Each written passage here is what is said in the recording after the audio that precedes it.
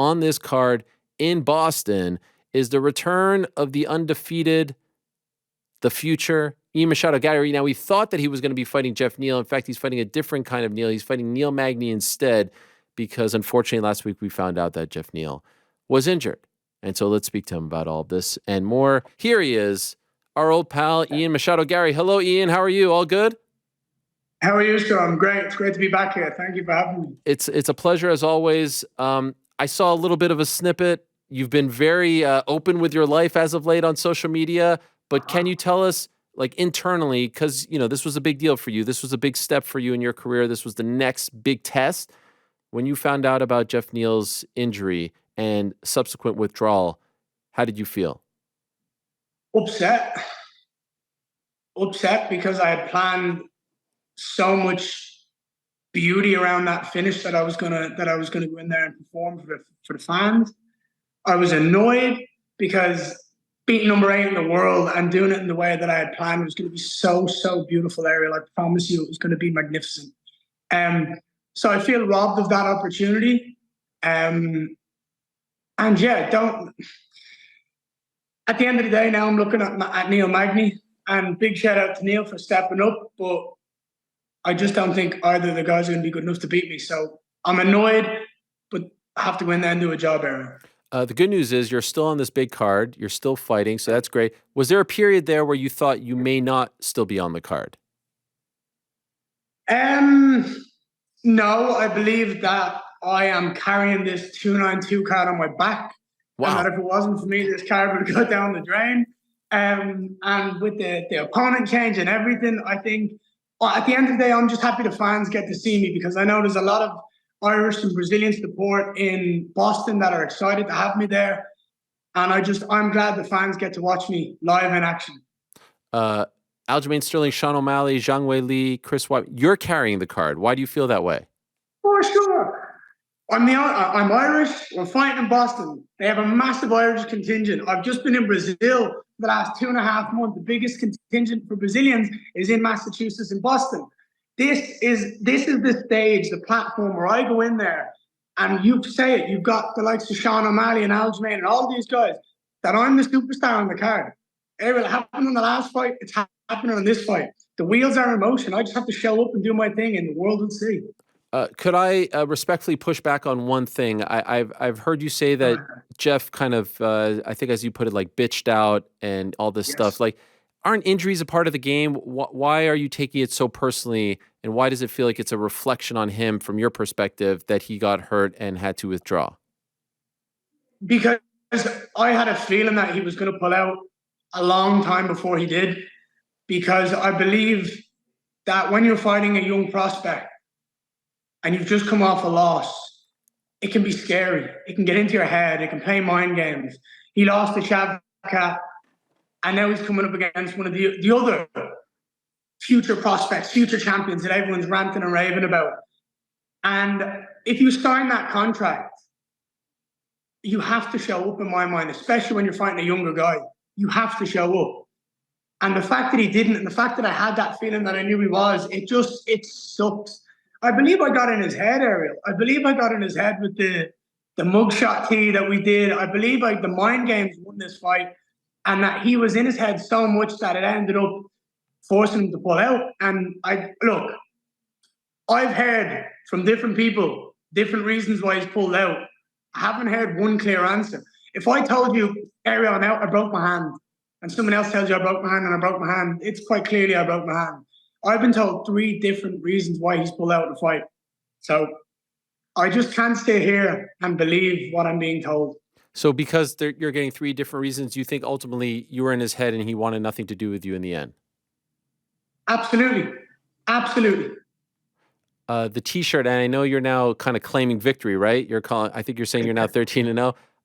Ultimately, why did you decide to do that? You showed up, I believe it was International Fight Week, right? 290 with the T-shirt. 291. Yeah. Why did you decide to do that? It was, look, we like to play mind games. We like to have fun. We like to be disruptive. A lot like someone that you like. You know what I mean? You love Jake Paul, right? What does that guy do better than most people? He's disruptive, correct? He causes trouble. He causes games. By the way, I ran into Jake Paul last week. Oh. Yes, sir. I ran into Jake Paul. Let's just say that two very disruptive people are colliding to do business together and work together. Oh. I have joined the Better team. Oh, wow. So we're going to be doing a lot of creative content. A lot of disruption is going to come of it. And if you want some advice from one of the world's best strikers for Nate Diaz, you know who he's coming to, right? Wow. Okay. Congratulations on that. That's pretty big news for you. Did you get to train with him?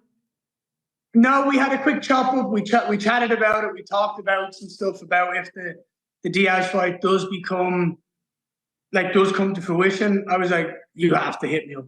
I was, you absolutely have to come to me, and I will show you how to just completely dismantle a southpaw. Okay. Yes, we'll see if that all comes to fruition. Back to you though. But back to your point. Yeah. Being disruptive. Yeah. When we sign a fight, we did it with Cannibalics and the pizza for D-Rod on fight week. We sent him the pizza. That got massive traction, and it got fans like enjoyed it, like involved in the experience of, oh my God, I can't believe he missed weight. Like it gives that fans something to cling on to and hold on to and get excited for. Now, if you're one of the best guys in the world and you have a mugshot, and I can take advantage of the media goal that a mugshot can bring, and the merch game and the excitement and the banter and the slight jabs that it is selling that on my Instagram, it's phenomenal. And it's clearly played on his mind. I know it has. I've seen him sending his dad or his coach a message saying he's dead. And it's like, it's just, I had him so emotionally invested in the fight mentally that now that he has dropped out and pulled out of the fight, you cannot sit there and tell me that that's not a win for me. If they come back to you after this Neil Magny fight and say, let's settle this between you guys because it has gone somewhat personal, are you interested in that? I'm always interested in fighting people that are ranked higher than me. That is the whole goal. That is that everything I've been ranting and raving about and preaching is that if you are ranked higher than me, there is always an opportunity for that fight to happen. Especially when you look at all the rest of the division, there's only a certain amount of people I can fight. However, I feel like I've already beaten them. I feel like I've already got that win, and there's other people in the division that excite me more. Like who? Wonderboy, Kobe, Usman, Kamzat, Bilal, Kevin Holland's coming up. He's going to get a fight soon. There's so many people. The entire top 10 is something that excites me. I'm about to break into the top 10 now. Saturday night, I'm going to beat Neil Magny in beautiful fashion. And then I'm in the top 10 area. I'm in the top 10 in such a short amount of time that every single possible matchup that you could put me in is going to be absolutely ridiculous. So what all those names have in common that you just mentioned, like those are the top dogs. You feel like this is the fight that gets you into that conversation. Like everything changes after Saturday. 100%. He's ranked number 11 in the world. Look, I will give credit where credit is due to people who deserve it. Neil Magny is a dog. Neil Magny is one of the best winners in the sport. And I say that because Neil comes out of fights that he shouldn't win with a win. He goes in there and he beats people with the same game. Everybody knows what Neil's going to do. He's not the most beautiful striker in the world. He's not the best grappler in the world. He's not the best wrestler in the world. But he'll go in there and he'll make it a clinch. He'll make it a dogfight. He'll push you up against the cage. He'll make it an awkward fight, a grind. He'll push people to the limits where they have to quit or they have to show why they're the best. And I seen a line a while ago. He separates contenders from pretenders. Neil Magny is that guy. He has been in the area. I think he's been ranked in the top 15 since before I was an amateur fighter. I genuinely think that's the truth. I genuinely think he's been in the top 15 since before I was an amateur. Now I'm stepping in here. He's number 11 in the world. When I finish him, there is absolutely no realm where I am not ranked 10 or more in the world. So for me, absolutely every single person that is in that top 10, I am now looking at as a potential opponent. And it's like, it's exciting. It's exciting to see where we were to where we are and how fast it's been in the journey we've been on and the growth and the excitement and what else is to come.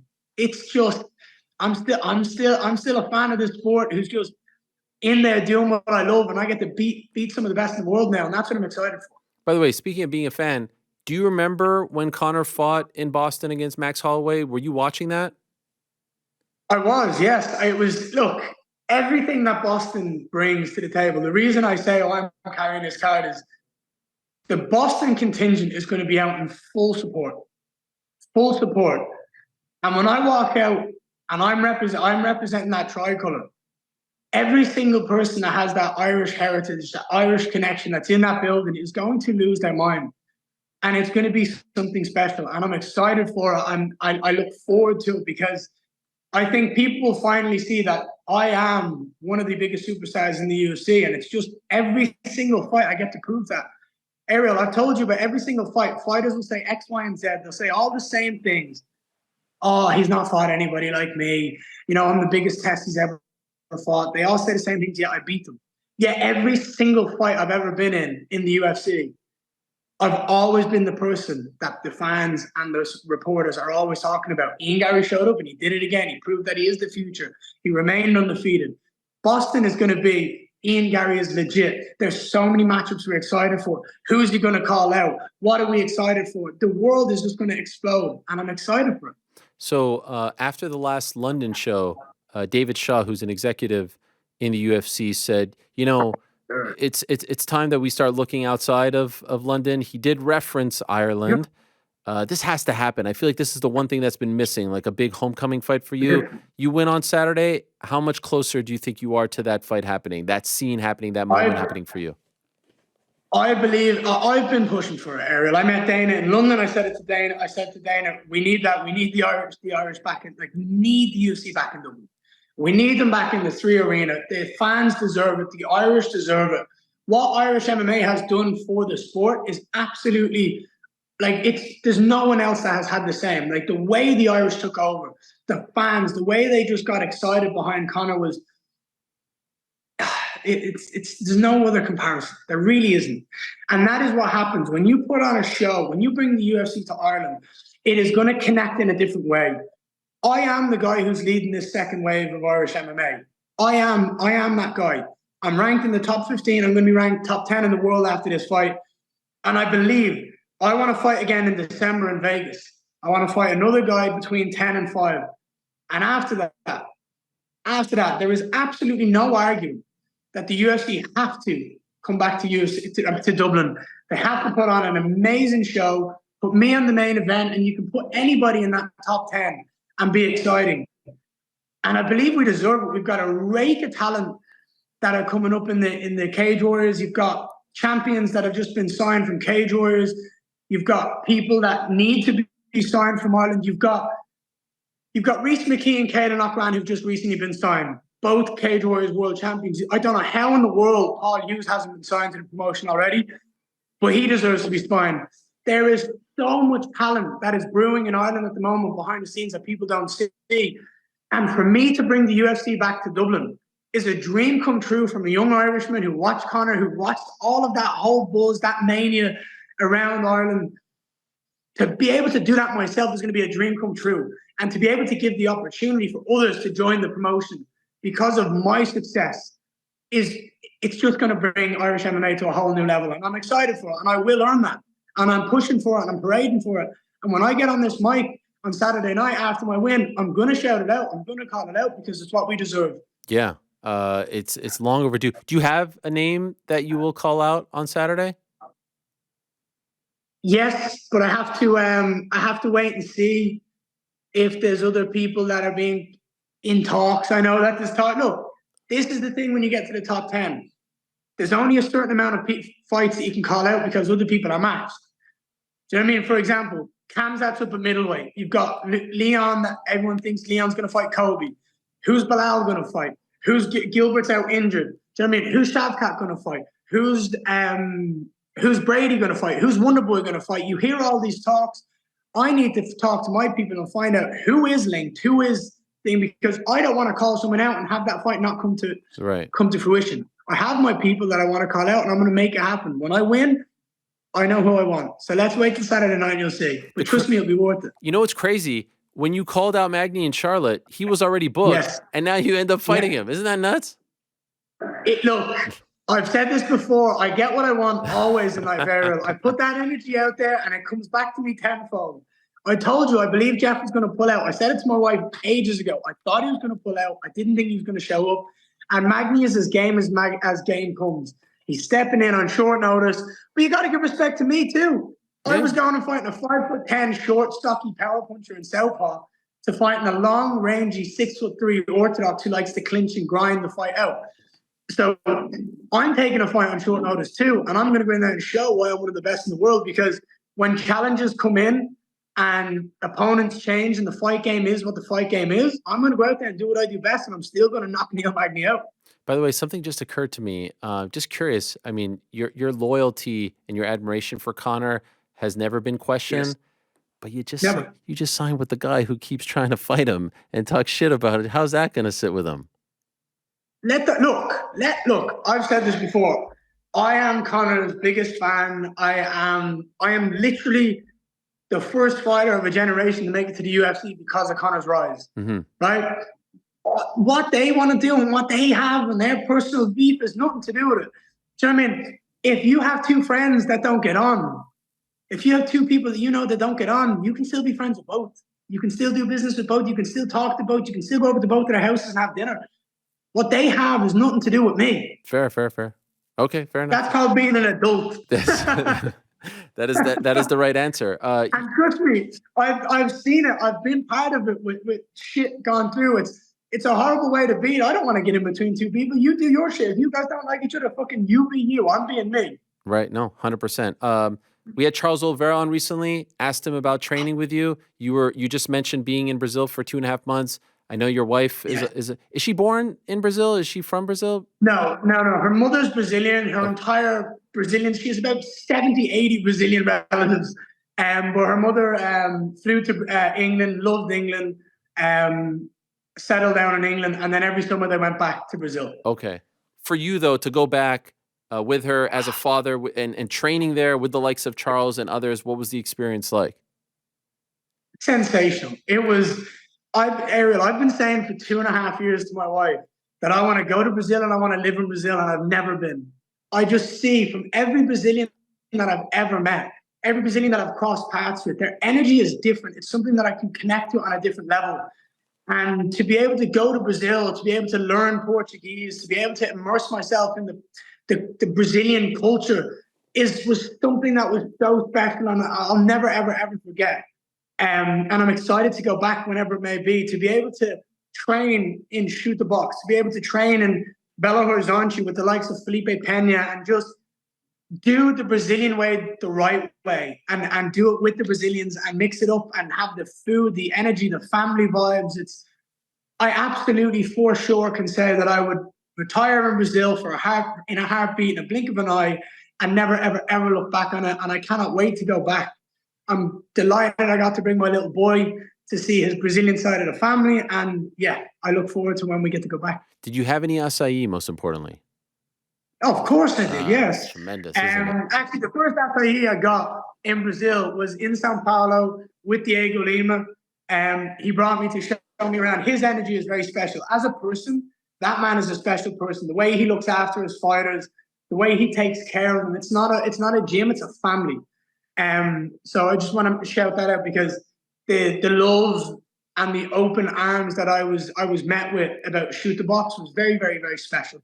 But the first acai I had was with Diego Lima. I got guaraná and banana acai. It's tremendous. A little granola on top. Did you have any granola? No. I actually got a smoothie. Elvis recommended a smoothie. Interesting. So I tried it. I was like, I'll go with that. Oh, sensational. The best. It nothing like here in America. It tastes completely different, right? Nothing. And you know what? In Florida, there's a couple that are close because they're all Brazilian run. Yeah.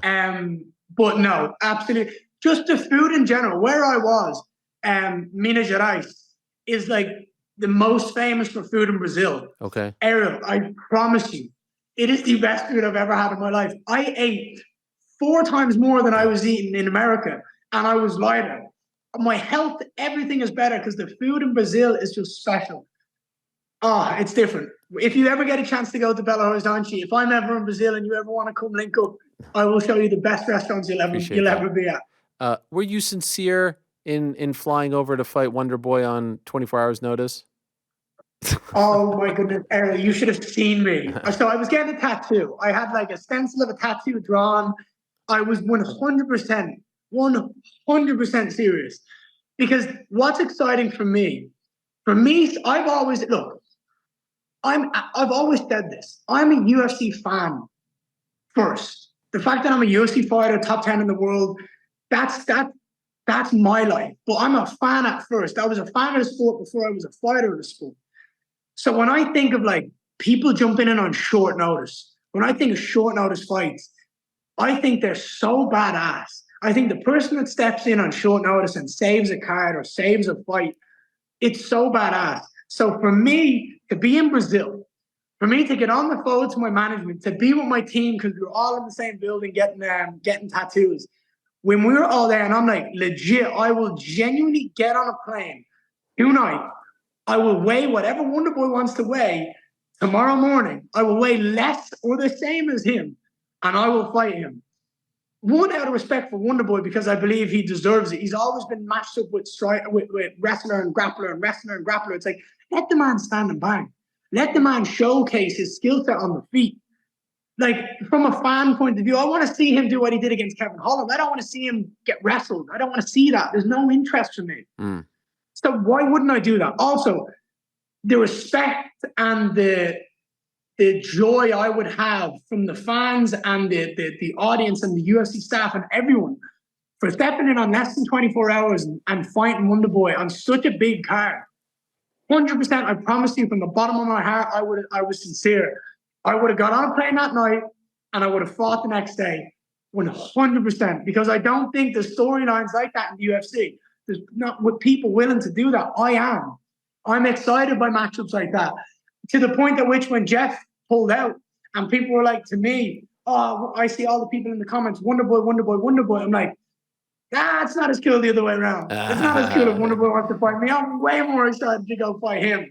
But yes, 100%, I was sincere about that. By the way, that tattoo is pretty gnarly in the back of your head there on your neck. Yes, sir. Isn't that close to a fight to get a tattoo? I've gotten fights every time before my fight. Every single fight. I always get tattoos before my fight because I can. I love it. I respect, look, I am a new evolution of fighters. I'm the new era of fighters in this sport. Respecting the rest and recovery of your body is something that I don't see a lot of elite MMA fighters do. They all talk about the grind.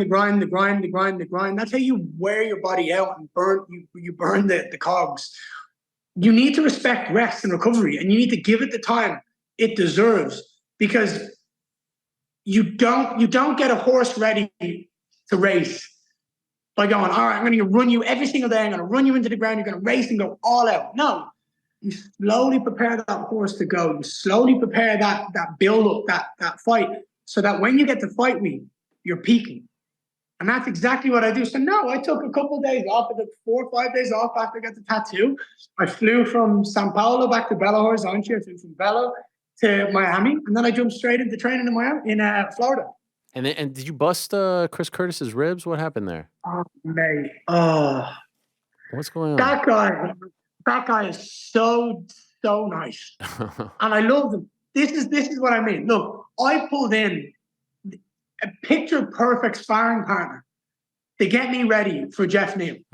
Chris Curtis is the same height. He's a half-inch longer reach, and he has power in his hands. He's the 14th ranked middleweight in the world. And we were sparring, and I caught one kick, I caught another kick, I caught 2 kicks, something I was drilling and worked on. I flew my striking coach from England to Brazil to work for a week straight. We did like 10 sessions working fight-specific stuff to absolutely maul Geoff Neal. And I utilized those stuff on Chris. And Chris was so game, and he was coming at me with absolute heat. And I just landed one kick that was perfect. And I was so upset because I don't want to see that guy like hurt. I don't want to see my training partners injured because they're trying to help me. So yeah, I've been talking to him. He said it is pretty bad, and I'm obviously upset about that. But injuries happen in every gym. It's a part, as you say, it's a part of fighting. And I don't ever wish for someone to be injured. I don't ever want any of my training partners to be injured. But we do meet up and fight in the gym. We do meet up and punch and kick each other, knee each other, and help each other in the face. It's bound to happen. And yeah, I just hope the guy doesn't lose out in any fights because of it. Official prediction for Saturday. Stoppage, second round. I haven't decided how. But I can tell you how the fight's going to go. Magny took the fight in short notice, so he's going to have to go in and lean on wrestling and lean on clinch and getting me up against the cage. Something that he's done to everyone. Look at his last fight against Phil Rowe. He did exactly that. I believe he's going to have to lean in on that clinch work because there's no possible physical way that he can deal with the speed and the technique and the skill set that I have on the feet. It's going to be my job to stop him getting success and having that clinch work come to fruition. So it's going to be a very patient, clinical performance from me.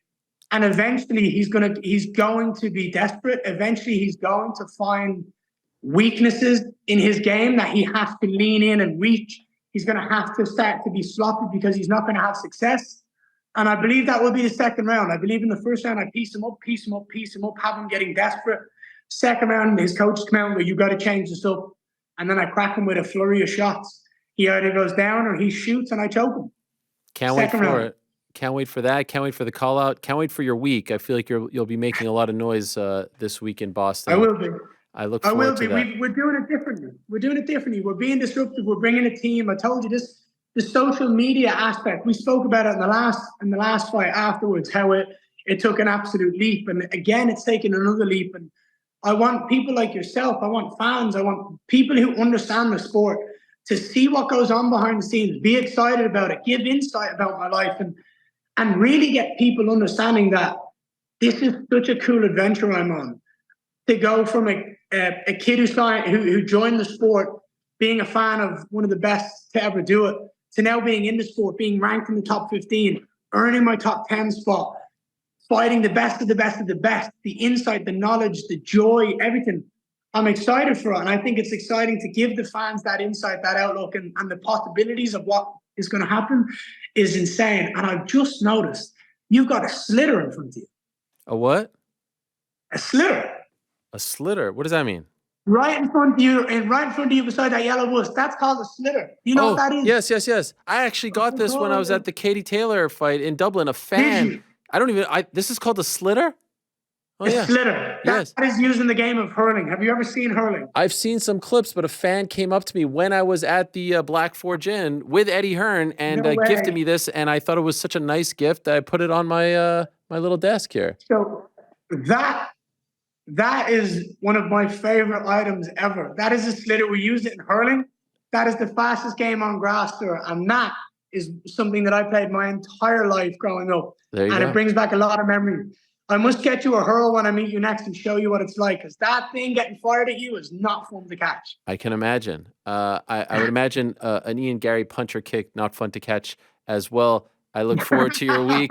I look forward to what you do on Saturday, the call it as well. Great stuff, Ian. Keep it up. Thanks, as always, for the time. I appreciate you always. It's always a pleasure to be here and be on your platform. As I've said before, you are the best. Thank you, Ian. Appreciate it very much. There he is, Ian Machado Garry, fighting on Saturday, UFC 292. Thanks for watching. We appreciate it very much. Hey, if you like this video, give us the old thumbs up. Subscribe as well. You could get many more of these videos on the channel, so please do that. We would love you forever if you did so.